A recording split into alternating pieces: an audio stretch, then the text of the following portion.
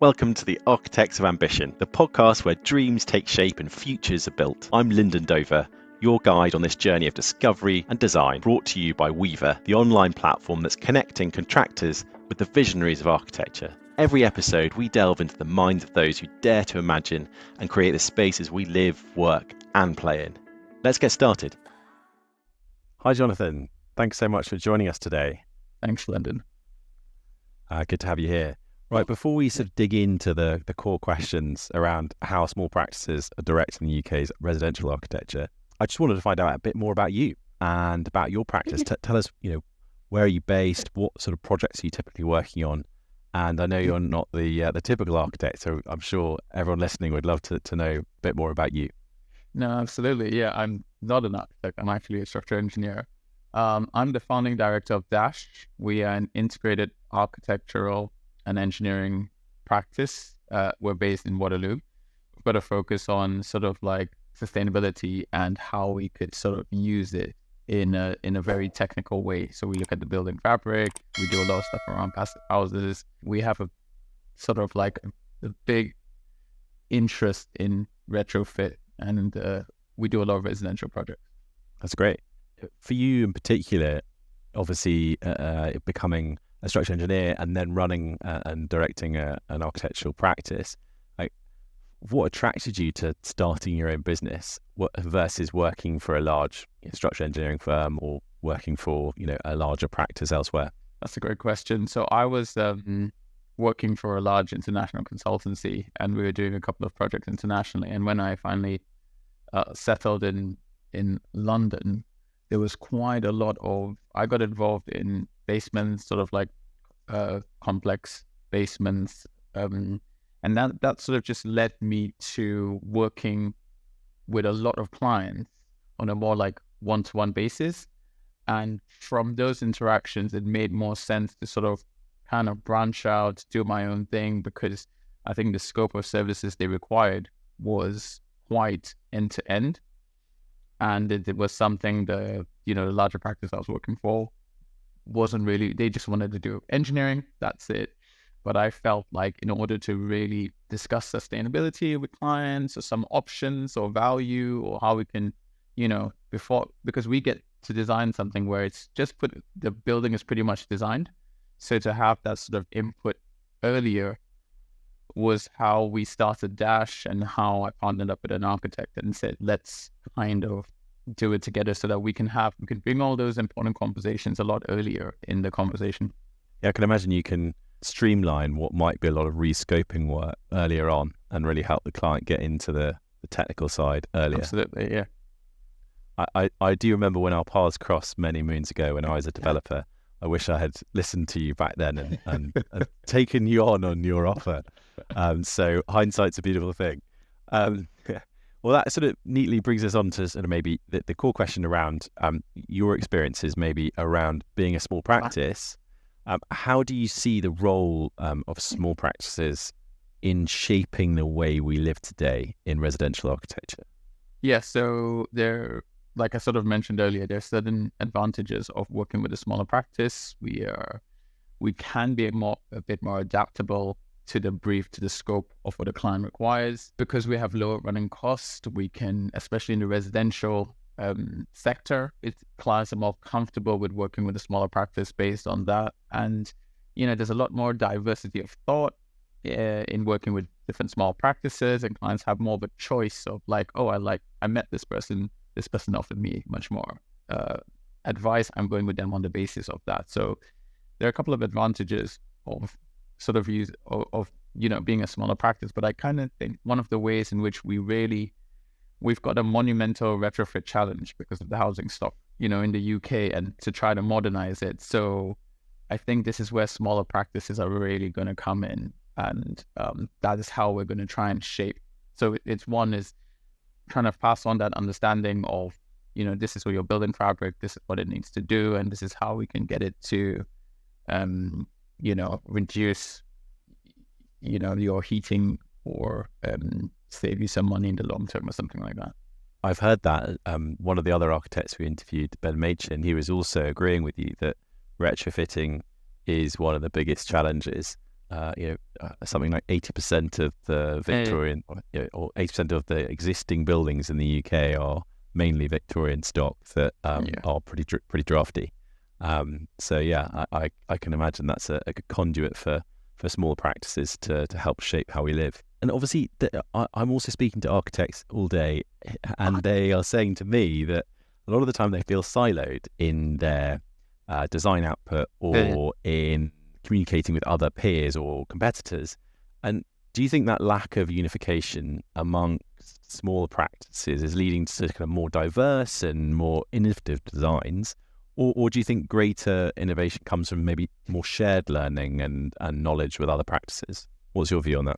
I think both statements have merit, right? Like, because of the lack of that sort of uniformed approach, there is that, flexibility and diversity in the way we approach a project and the way we sort of put it forward. But we're also in an industry that's very rigid in the way it wants you to approach certain things. There's so much liability, and then you've got regulations, and you've got everything else that almost, I wouldn't say kills your creativity, but forces, even though you have a distinct way of bringing that, you still must conform to something later on. So what I actually believe is that we can have actually greater levels of innovation if we actually come together, or there's some sort of like knowledge sharing, because we all have our different specialisms and we can't do everything, right? So, one architect might be an expert in natural materials, straw bale, for example. Another one might be a passive house designer and have some understanding around building fabric.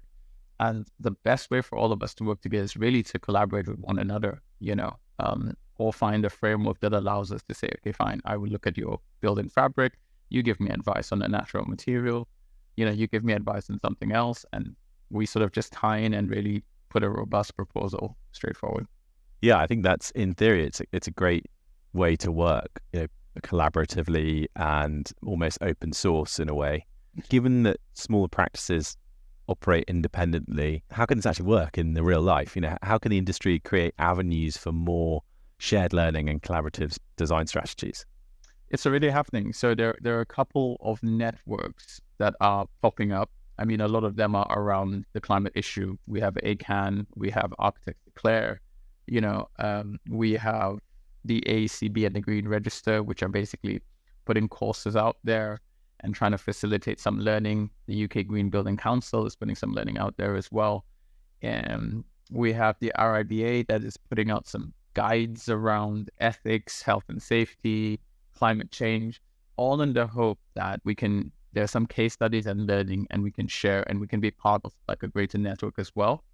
There are also some networks, like there's the Paradigm Network, which is about inclusion. Black and minority ethnic practices are part of that, and they come together. And even I think the London School of Architecture has a practice network, and the whole aim is to try to foster some collaboration or some shared learning around it. So while it's not, a lot of these are voluntary and are up to the practice and the practice owner's time or the founding director's time, but it's starting to happen, and it's starting to create a good network of people that really understand each other, and that collaboration model is becoming more of a realistic way of working. Fantastic. No, that sounds really positive, especially when it's around our planet's climate. Yeah, that's the big issue. What can small practices, how can they be encouraged to engage in these forward-thinking, sustainable designs, as opposed to merely sort of emulating existing styles or using existing materials?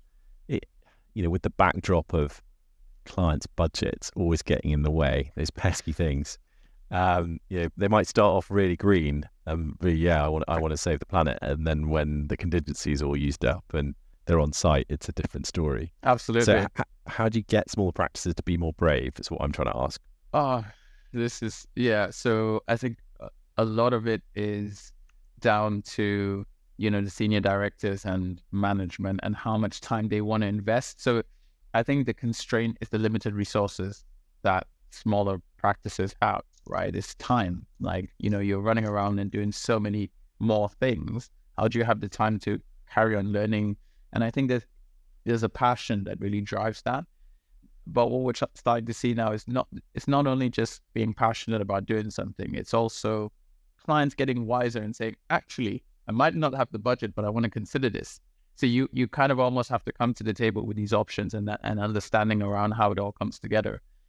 And what we are trying, it's always a challenge with budgets, because there are a couple of things. One is, there's no certainty in terms of contractor costs, materials, everything kind of just is subject to the market, But I think one of the options that we have been saying to our clients is, look, you don't need the entire budget to get to an end goal. You can phase it out. So you say, for example, in the first 3 years, have a phased approach to how sustainable or how you want to improve your building fabric. So it could be, redoing your insulation and your windows and doors, and then later on adding another component, and you know what I mean, to actually like get to where you're going and pull out that budget. And, so that's one of the options. We're looking at a phased approach to a more robust building fabric.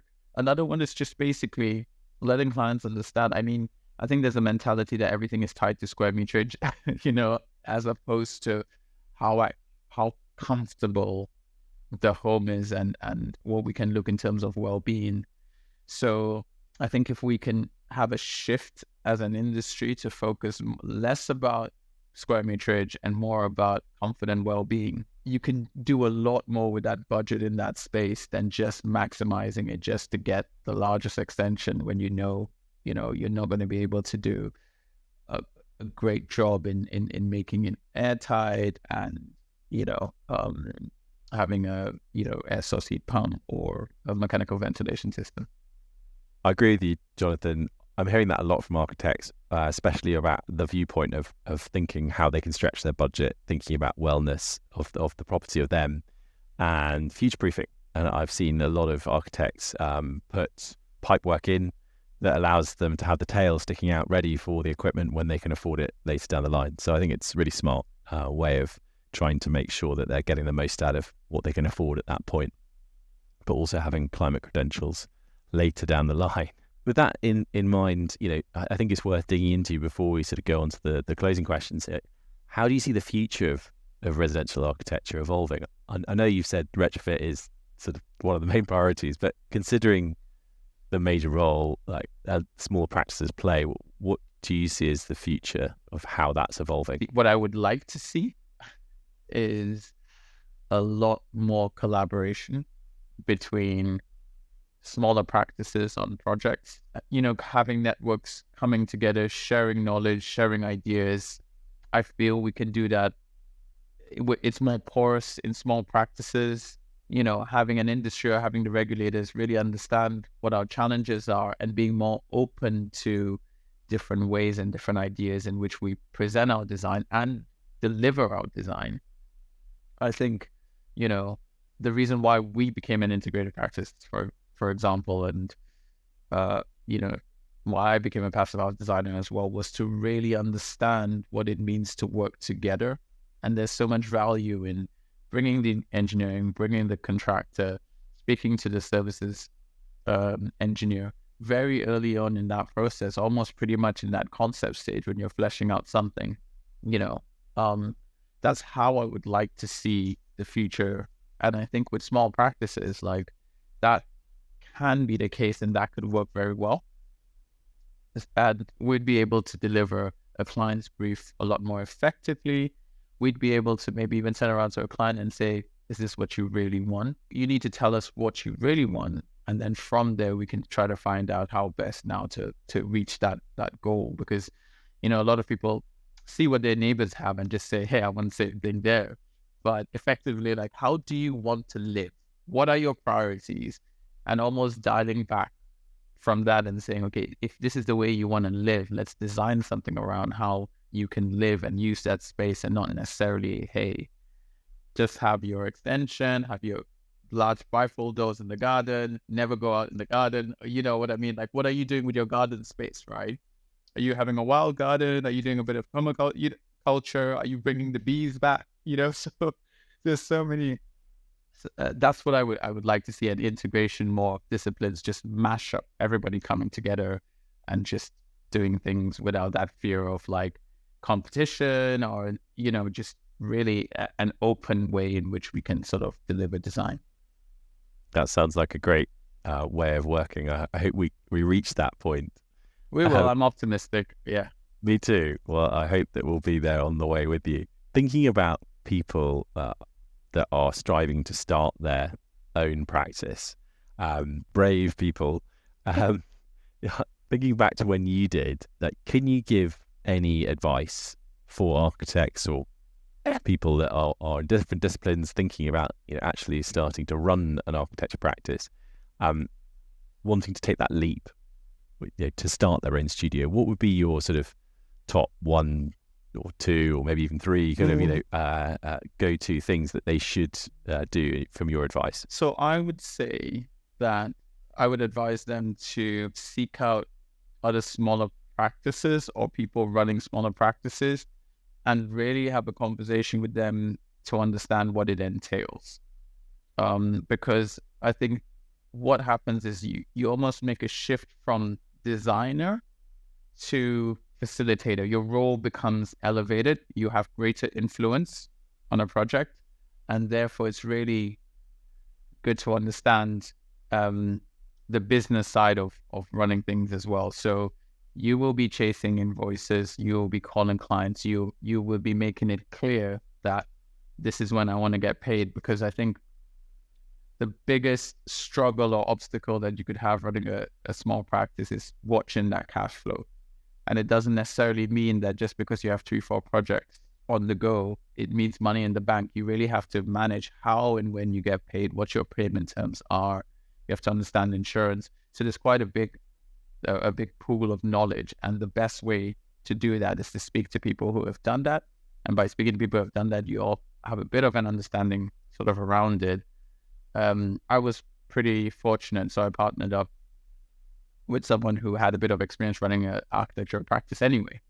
And we sort of were able to, and I had run an engineering practice, and we sort of fused that knowledge in there together. So yeah, I would say do that. That's great. Talk to others.